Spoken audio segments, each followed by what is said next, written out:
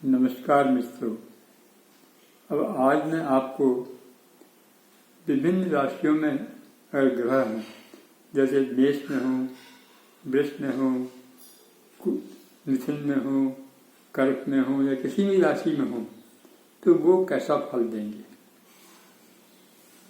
अलग अलग राशियों में किस तरह का फल देते हैं, ये मैं आपको आज बताना चाहता हूँ।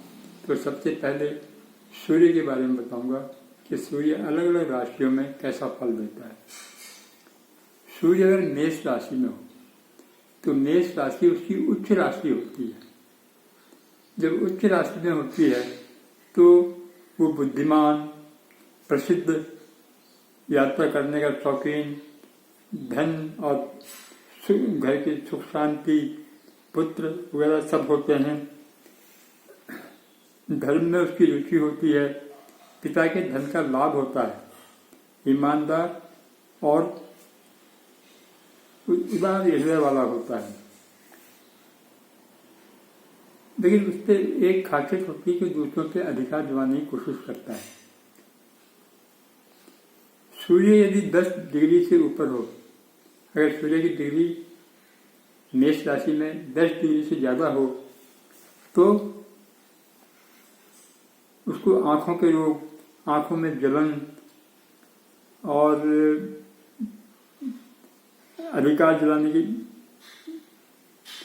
इच्छा और महत्वाकांक्षी होता है। क्यों?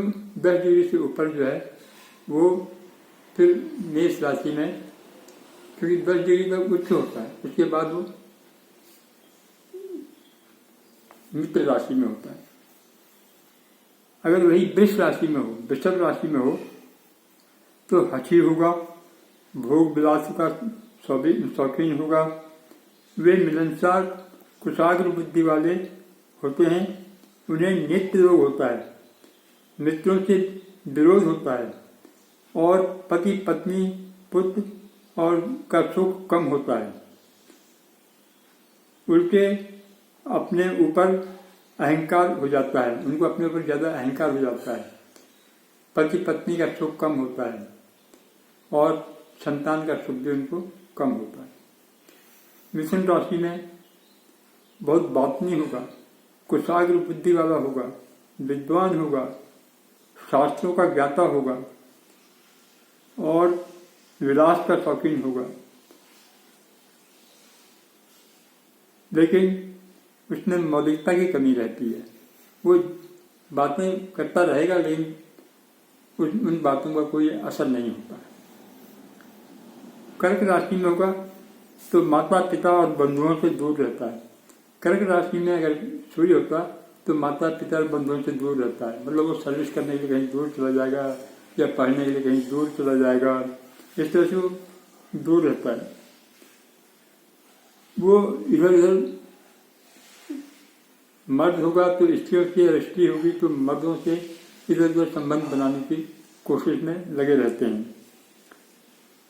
यात्राएं बहुत करता है, यात्राएं कर्क राशि वाला बहुत ज़्यादा यात्राएं करता है। राज्य से धन भी मिलता है और सम्मान भी मिलता है। ये बहुत अक्सर उदास हो जाते हैं, ये अक्सर कुछ सोचते हुए एकदम से उदास हो जाते हैं, पता ही नहीं चलता है कि ये उदास क्यों है। पूछो तो कहते नहीं, मैं तो नहीं हूँ।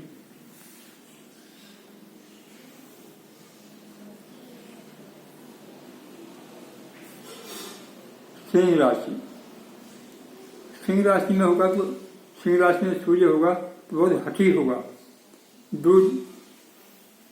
दृढ़ निश्चयी होगा, दूसरों पर अधिकार जमाने की इच्छा होती है, राजा की तरह रहता है और रहन सहन भी ऊंचा होता है। स्त्री पुत्रों के साथ सुखी रहता है, धन कई जगहों से आता है, उसके बाद धन कहीं जगहों से आता है। वो जरा कहीं पैसा लगाया तो फटाफट पैसा मिल जाता है, उसको ज़्यादा देर नहीं लगती पैसा देने में, तो बहुत जल्दी उसको पैसा आ जाता है। कन्या राशि, साहित्य और कविता में रुचि होती है। जो कन्या, अगर सूर्य कन्या राशि में होगा तो उसको साहित्य में और कविता में रुचि होती है। महिला वर्ग में अच्छी महिला वर्गों में अच्छी नजरों से देखा जाता है, उनमें समानता होती है, पूजा पाठ में रुचि होती है, कई भाषाएं जानते हैं, बुद्धिमान होते हैं और गणित में विद्वान होते हैं, गणित के ज्ञाता होते हैं, बहुत ही अधिक गणित के ज्ञाता होते हैं। तुला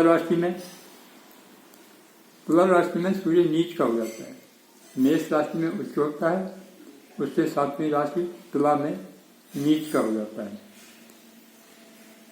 इसमें हर तरह से हानि होती है, कहीं भी कोई हर चीज में हानि होती है, स्त्री पुत्र भी उसकी हानि कर सकते हैं और अग्नि से बहुत नुकसान होता है। अग्नि से इसी कई बार छोटी मोटी अग्नि लगती रहती है। चोरों से डरता है, ये चोरों से बहुत डरता है। खर्च के मामले में दुखी रहता है कि खर्च ज़्यादा हो रहा है, ये दिक्कत। बाहर या विदेश जाने की कोशिश करता है पर जा नहीं पाता है, बहुत कोशिश करता है, जो पैसा लगाता है लेकिन बाहर नहीं जा सकता है। नीच प्रकृति, इसकी प्रकृति नीच होती है।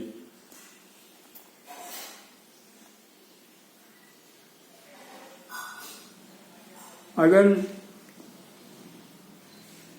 सूर्य 10% से ज़्यादा, 10 डिग्री से ज़्यादा सूर्य हो आगे हो तो ये कोई भी काम नहीं कर सकता, ये हठी हो जाता है, दूसरों के कार्य करता है, अपना काम नहीं करता है। घर वाले काम बताएंगे नहीं करेगा, लेकिन दूसरा कोई बताएगा तो काम को करने लगता है। वृश्चिक राशि में अगर हो सूर्य हो तो नाम और यश फैलता है, लड़ने में तत्पर रहता है, क्रूर प्रकृति का होता है, युद्ध में निपुण होता है, विष या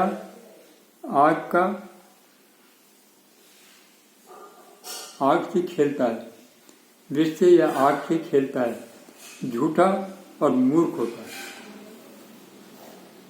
धनु में अगर हो तो देवता वह ब्राह्मणों की पूजा करता है, वेद और शास्त्रों का ज्ञाता होता है, अध्यापन करता है, शिक्षित और व्यवहार कुशल होता है, स्त्री पुत्र और धन का सुख होता है और सज्जन जनों में आदरणीय माना जाता है, मतलब उसको सज्जन माना जाता है जब अगर धनु राशि में होती है। मकर राशि जो है वो सूर्य की शत्रु राशि है, क्योंकि शनि सूर्य का शत्रु है, इसलिए शत्रु राशि है। तो वहाँ क्या ऐसा होगा, लोभी, चरित्रहीन, स्त्री और धन की चिंता, लोन लेगा तो लोन वापस नहीं करेगा, बंधु नहीं होते, यदि होते हैं तो अधिकतर आदर ही नहीं करते, कोई बंधु इनके होते नहीं है। लेकिन अगर मान लीजिए हो भी गए, भाई बहन हुए या कोई रिश्तेदार हुए, तो इनका कोई आदर नहीं करते, इनकी ज़्यादा पूछते नहीं है। अधिक घूमने का शौकीन होता है, दूसरों का कार्य करने में खुशी होती है, इसको भी दूसरों को कार्य करने में बड़ी खुशी होती है। अगर मान लीजिए आप कोई काम कर रहे हैं, जिसने आपको देखा आपके साथ आपकी मदद करने के लिए होता है, दूसरी की मदद करेगा, लेकिन घर में कोई काम हो रहा है तो वहाँ काम नहीं करेगा। कुंभ राशि में अगर सूर्य हो तो क्रोधी और सबसे दुष्कारा जाता है। एक तो लोभी होता है और सारे लोग अगर किसी के पास चला भी जाए तो उसको दुष्का देते हैं, भगा देते हैं। अपने कार्यों में कई बार घर के लोग उसके कार्यों में घर के लोग भी विरोधी हो जाते हैं, क्योंकि वह काम ही ऐसा करता है, उल्टा फिल्टा करता है, तो उस पर के लोग दुखी हो जाते हैं और धन की कमी बनी रहती है। अक्सर इसके पर नजर रखता है और हृदय का बड़ा कठोर होता है। अगर सूर्य कुंभ राशि में हो तो, सूर्य अगर मीन राशि में है तो स्त्री पुरुष का सुख मिलता है। मीन राशि का स्वामी गुरु है और गुरु सूर्य का मित्र है, इसलिए स्त्री पुरुष का सुख मिलता है धन और मान सम्मान मिलता है, शत्रुओं पर हावी होता है, कई दोस्त होते हैं, अच्छी शिक्षा पाता है और विद्वान होता है।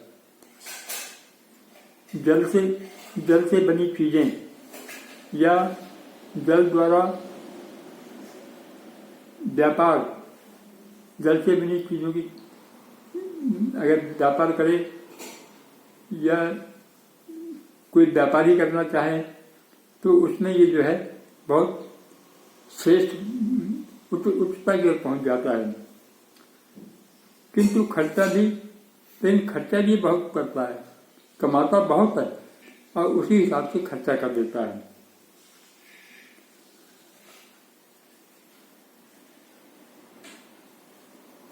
इसके 3-4 भाई हो सकते हैं, बहनें कम होती हैं। तो ये था आज का सूर्य का अलग अलग राशियों में रहने पर कैसा प्रभाव देंगे, ये आपको मैंने बताया। अब कल मैं आपको जो है चंद्रमा के बारे में बताऊंगा। कल चंद्रमा और बुध दोनों के बारे में बताऊंगा। तो इस तरह से कोशिश करूंगा कि जल्दी से जल्दी ये कार्य पूरा हो जाए। और मैं आपसे प्रार्थना करता हूँ कि आप इसको ध्यान से सुने और इसी तरह से फिर, क्योंकि इसको करने के बाद प्रक्रिया कैसे देखनी है वो भी मैं आपको बताऊंगा, जिससे आप निपुण हो सकें। बाकी आपसे प्रार्थना है कि आप इसको लाइक करें, पसंद करें और शेयर करें। धन्यवाद।